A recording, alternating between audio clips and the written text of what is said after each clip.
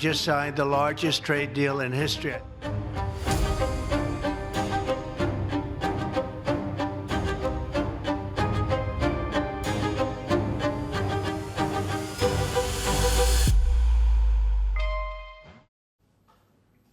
It's trade deal season in America. Yesterday, Trump announced 2 more trade deals. After Indonesia, he now has deals with Japan and the Philippines. And as always, Trump was quick to take credit. Just signed the largest trade deal in history. I think maybe the largest deal in history with Japan. And that was done with Japan. They had their top people here, and we worked on it long and hard, and it's a great deal for everybody. I always say it has to be great for everybody. It's a great deal. A lot different from the deals in the past, I can tell you that. But we're doing really well as a country. We're strong. With the threat of higher tariffs looming, America's trade partners are moving fast. They're scrambling to sign deals before the 1st of August. That's the deadline that Trump has set, August 1st. So expect more announcements in the coming days because America's partners seem to have understood Trump's playbook.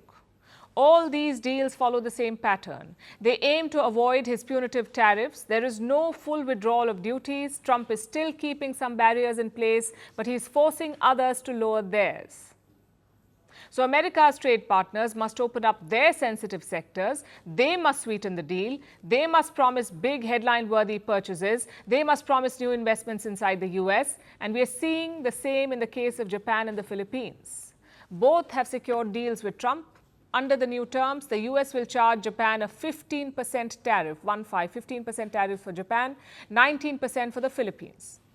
Next, we have market access. Japan is ready to open up sectors like auto and agriculture. This includes products like rice. And these are, remember, very sensitive sectors for Japan's economy. Japan itself is a major exporter of both cars and rice. So by agreeing to buy these from the United States, Japan has made a significant concession. Then we have the Philippines. It has promised to, quote-unquote, an open market to US products, meaning zero tariffs on all American imports. On the investment front, Japan has pledged to invest $550 billion into the US. Trump announced this himself, $550 billion. He claims the US will get 90% of the profits from these investments. As for the Philippines, they will import more soy, wheat, and pharma products from the United States. There were certain markets for they were asked to be open that were presently in this right now are not open. But also the other side of that is an increased importation from the United States for soy products, wheat products, and pharma. We managed to bring down the 20% tariff rate for the Philippines to 19%. Now, 1% might seem like a very small concession. However, when you put it in real terms, it is a significant achievement. That was Ferdinand Marcos Jr., the president of the Philippines. He met with Donald Trump yesterday at the White House, and the deal was announced shortly after. So much hard work for just 1% tariff reduction. There's another important takeaway, by the way, from these deals. While Trump may sell them as major breakthroughs, none of these agreements have been signed yet. There is no legal text or binding document. The promises and commitments are only verbal, even vague. They may sound like impressive headlines, like Japan's $550 billion investment, 90% profits for America, orders worth $3.2 billion for Boeing. Apparently, that's the commitment from Indonesia. But nothing has been signed. And if history is any guide, Trump's U-turns may be next. He is infamous for going back on his commitments. He can very well start making new demands. Which brings me to India. India, too, has been negotiating with the US for months. There have been 5 rounds of talks so far, but a deal still remains elusive. Reports say even an interim agreement now looks tough. The reason?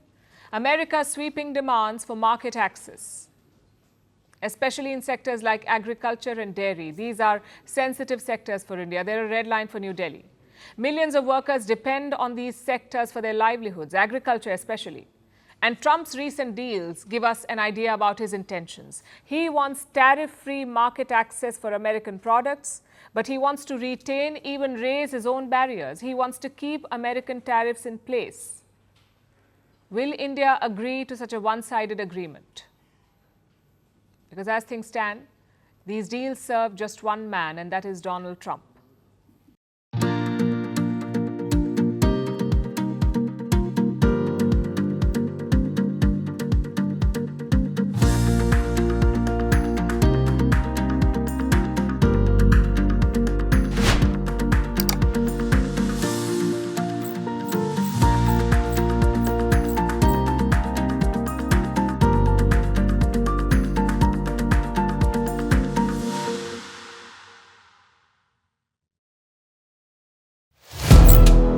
Firstpost now available in 9 languages on YouTube. English, Stands at $36 trillion. French, Le FMI, comme German, Geschäftsführenden Direktor Hindi, $30 trillion kakarjo. Indonesian, Pemerintah tanpa pemeriksaan. Italian, Sekali radikali. Stop. Japanese, $4 trilhões euro. Portuguese, Por causa do próprio balanço patrimonial. Spanish. Beautiful bill. Go to Settings, click on Audio Track and select a language of your choice. Be the first to know what's happening around you in your first language. Firstpost.